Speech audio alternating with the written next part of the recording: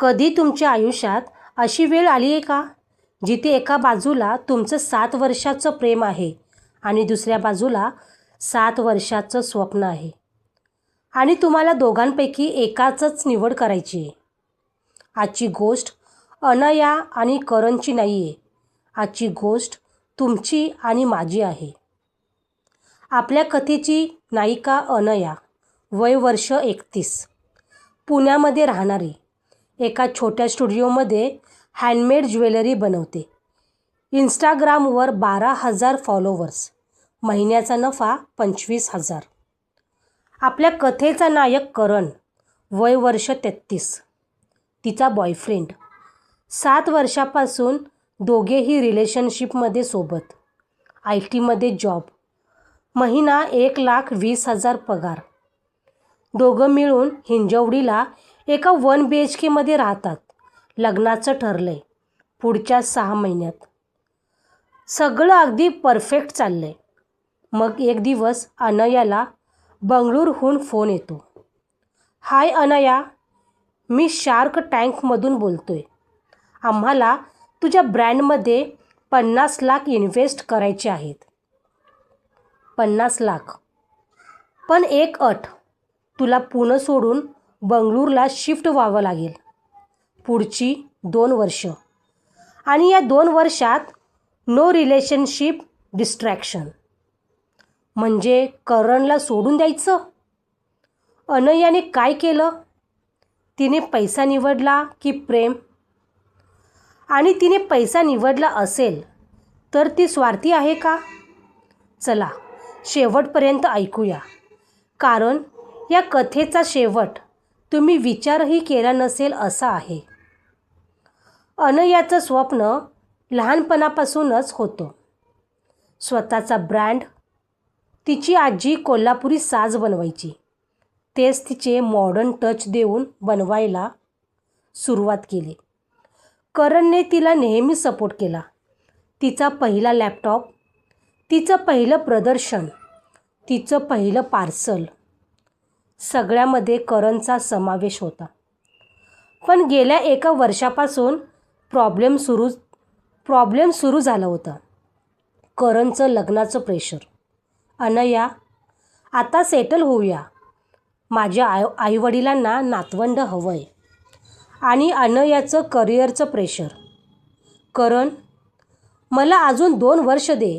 मला माझा ब्रँड मोठा करायचा आहे. मला फक्त हाऊसवाईफ नाही व्हायचं आहे. दोघांचं प्रेम होतं एकमेकांवर, पण दिशा वेगळी झाली होती. त्याच वेळी तो फोन आला बंगळुरूच्या एका मोठ्या D2C कंपनीचा. त्यांना अनयाचा ब्रँड आवडला होता. आम्ही तुला 50 लाख देतो, 20% इक्विटीसाठी. तुला आमच्या बंगळुरू ऑफिसमध्ये बसून काम करावं लागेल. आम्ही तुला टीम देऊ, मार्केटिंग देऊ, पण तुला पुणे सोडावं लागेल. आणि पुढची 2 वर्ष तुझं 100% फोकस फक्त बिझनेसवर हवं आहे. म्हणजे लॉंग डिस्टन्स किंवा ब्रेकअप. अनयाने करणला सांगितलं. करण म्हणाला, तू वेडी झाली आहेस का? 50 लाखासाठी तू आपलं 7 वर्षाचं नातं तोडणार? मी तुला पैसे देतो. माझ्याकडे FD आहेत. अनया म्हणाली, मला तुझे पैसे नको आहेत करण, कारण मला माझे पैसे कमवायचे आहेत. तुझी बायको म्हणून नाही, अनया म्हणून ओळखायचं आहे. पहिल्यांदाच करणला वाटलं तो तिला ओळखतच नाही. अनयाने 3 दिवस विचार केला. तिने एक यादी बनवली. पैसा निवडला तर काय मिळेल?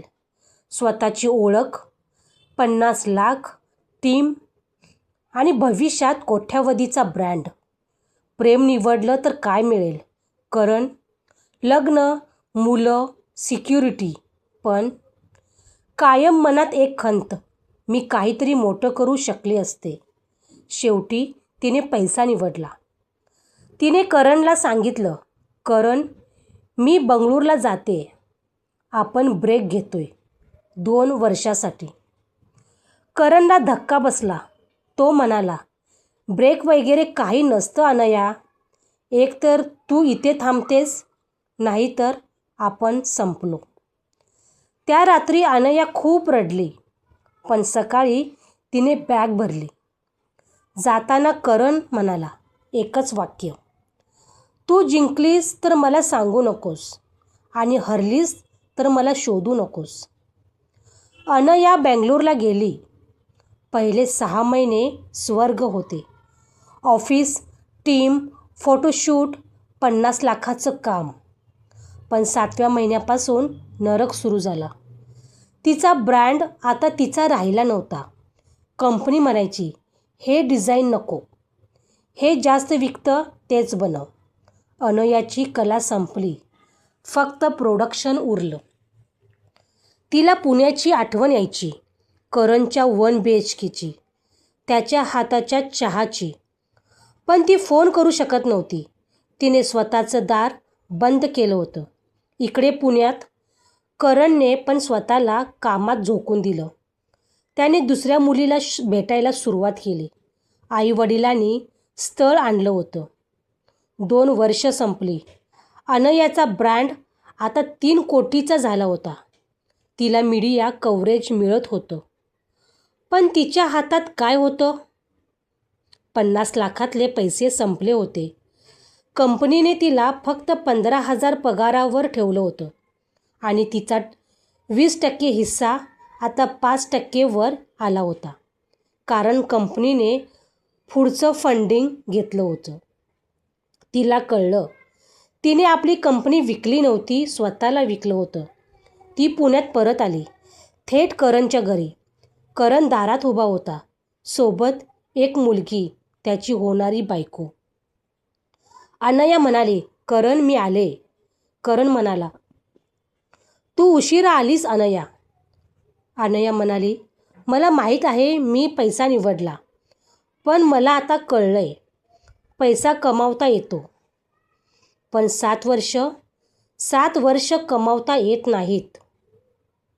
करण 2 मिनिटं शांत राहिला, मग म्हणाला, तू 50 लाखासाठी गेलीस याचा मला राग नाही. राग याचा आहे की तू मला माझ्या स्वप्नात कधी घेतलंच नाहीस.